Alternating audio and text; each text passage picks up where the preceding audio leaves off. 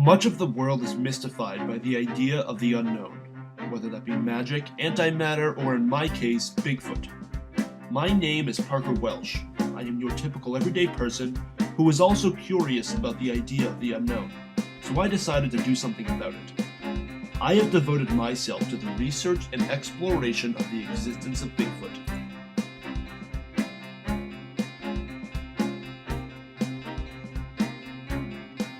I began my research by contacting a local Bigfoot expert, Christopher Noel, in hopes of gathering some valuable Bigfoot information.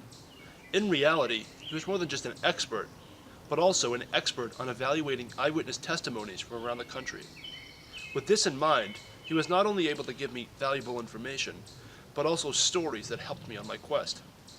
One in particular occurred in northern New Hampshire, home of the Wood Devil. When I published the first book that had these kind of situations, habituation sites, I got an email from a guy who said, I need to tell you a story.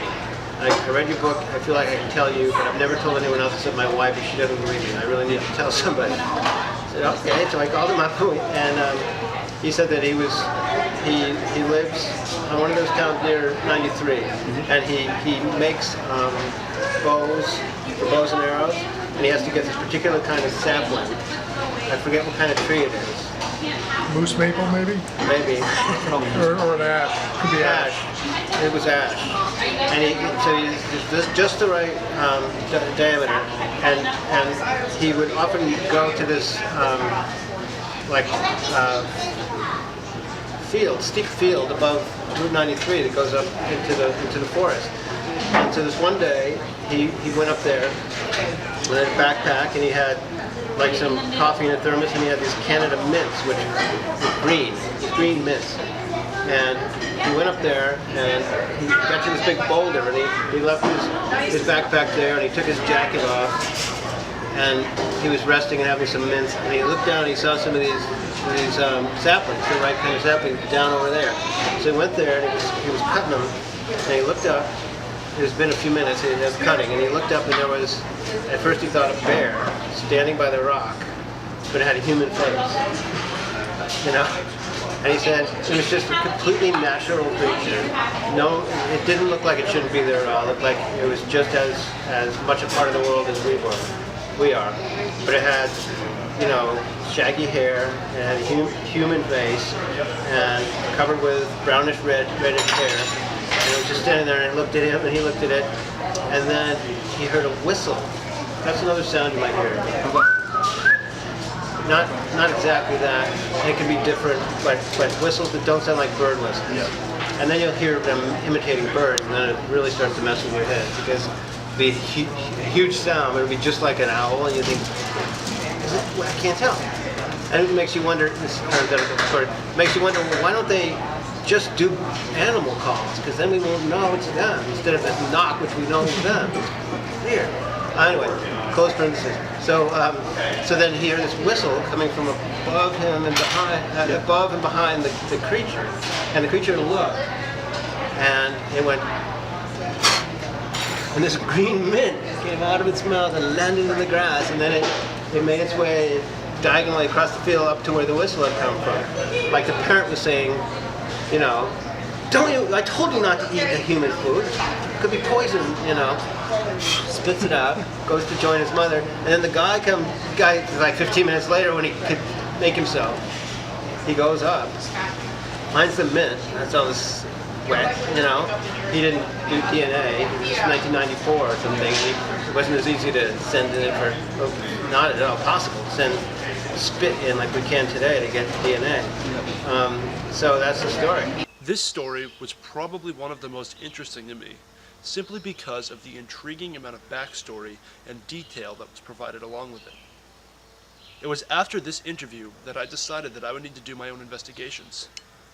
So, we did several practice runs, and finally we decided to do a final run in which we filmed. Alright, I'm Parker Welsh. This is my senior Bigfoot correspondent, Tom Keon, and we are about to do some Bigfoot hunting up around Franconia Lodge today. Should be a good day. Hopefully we'll find some Bigfoot. Yep, some evidence.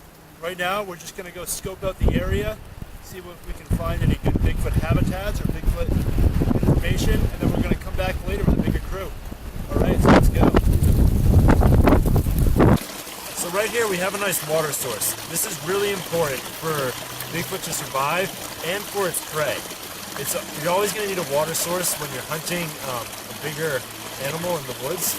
So we're going to try and follow this upstream, and hopefully we'll find a nice big water source where it comes from, which should be a Bigfoot hotspot. All right, so here we find plenty of nice plush hemlock trees. Now these hemlock trees are very important to the niche of the Bigfoot because they provide hidden cover for the Bigfoot, allowing them to both stalk their prey and keep hidden from anything that they do not want to see them, such as humans. So seeing this hemlock here helps uncover that this might be a very promising location to search for Bigfoot. So as you can see here, this is like a wide open area in the woods. And as you can see here, there's like this packed down, it just looks like dirt. There doesn't see any leaves around it, any branches. That's because this is like an animal highway through the woods. This is where potential Bigfoot prey is going to be walking along this. So this is a great sign that Bigfoot could be present here because we know that there are Bigfoot prey in this area. And as you can see right here, there's some coyote tracks in this mud. So we know it's been used recently. So we have a big chance of seeing a possible Bigfoot.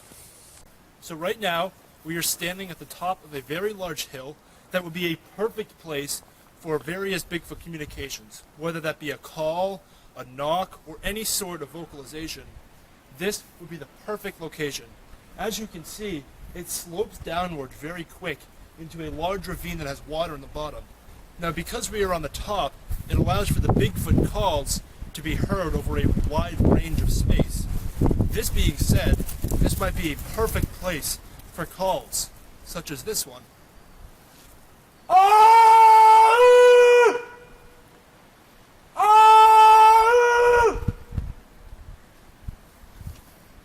All right, we just came back from doing some surveying of the area, and what do you think? I think it's a great spot. I think we're going to have some real good luck tonight. Yeah, I think it's a very promising location. We found very many signs of possible Bigfoot activity. This is true. Yep, and I think it's time that we go grab the rest of the crew. All right, let's do it. All right, see you guys later. I'm Parker Welsh, and I come back with Bigfoot expert Adrian McCarthy-Tiella and senior Bigfoot correspondent Thomas Keon, and we're about to go re-investigate the area we just checked out. You guys ready? Should be a promising night. All right, let's go. All right, so we're just walking up the trail here. We're starting off pretty good, pretty early. We're trying to get to the top to do some vocalizations, and we came across a footprint. As you can see here, if you want to zoom in really quick, you can see the 4 toes, which is very indicative of a Bigfoot, and you see the front toe pad. And then back here we have the heel, which is very almost sharp, not exactly sharp, but triangular, which is very, very specific to the Bigfoot native to New Hampshire. And as you can see, this footprint is very, very large. Very large. My hands stretch about 9 inches, so that is about 18 or 19 inch footprint right there. This is very promising evidence. This right here, this is what we're here to find. This is amazing. This is outstanding. I haven't seen evidence like this of a Bigfoot in probably 3 or 4 years of my searching and hunting, and this is just giving me chills. This is the first evidence of Bigfoot that I myself have seen, and I am just ecstatic right now. This is incredible. And if you look, there's even hints of maybe a second footprint. We have a couple of toes right here. We have the front toe pad again, and then we have the back heel part. So it looks like we've had a Bigfoot walk across this small snow patch, which it's very lucky because usually they're very good at concealing themselves.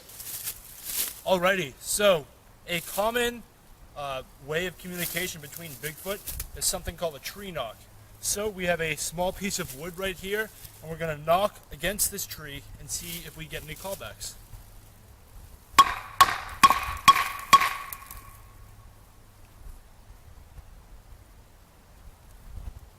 Try one more time.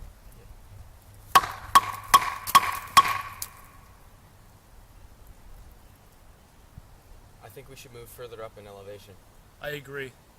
Do you agree to move farther up? Yeah, we'll get a better sound resonation when we're up higher. Yeah, if we go farther up the ravine, the sound will travel farther. So let's go try that. Let's go. All right, let's head off. All right, so this is actually very interesting.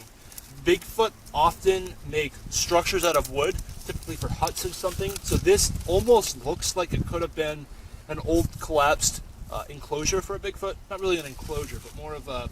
Like a protection barrier from like the elements of New England. Yeah. So this might have been something left over from winter as the snow melt happened.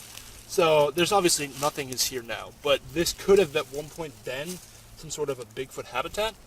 So this is very good evidence right here, and this is something that we really want to look for when we're going through things. So this is pretty good to have. Yeah, and as you can see, it's in like it's in kind of like an enclosed area, but around it's a little open, and it's really near our, as I said earlier, our animal highway.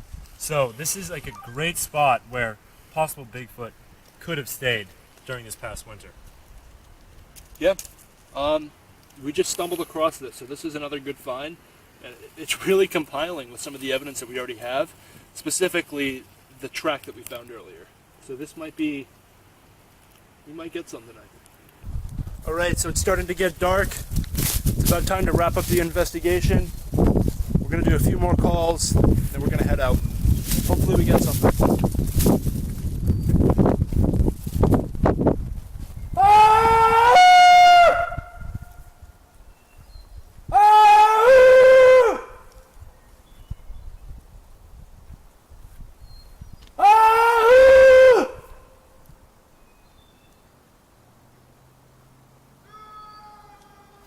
Did you hear that? Grab the camera, grab the camera. Let's go!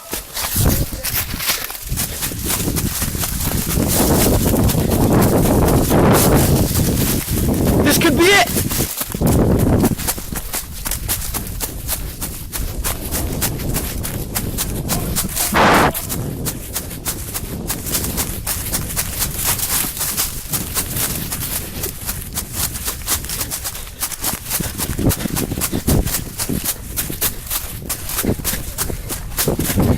There's the hut!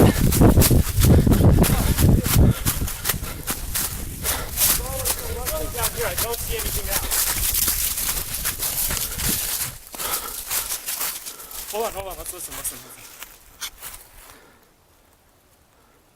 I don't hear anything. We came from up there. Holy crap. No, dude, that's fine. See how close we got? Yeah, well, I would have rather have seen it. What we experienced that day was unexplainable.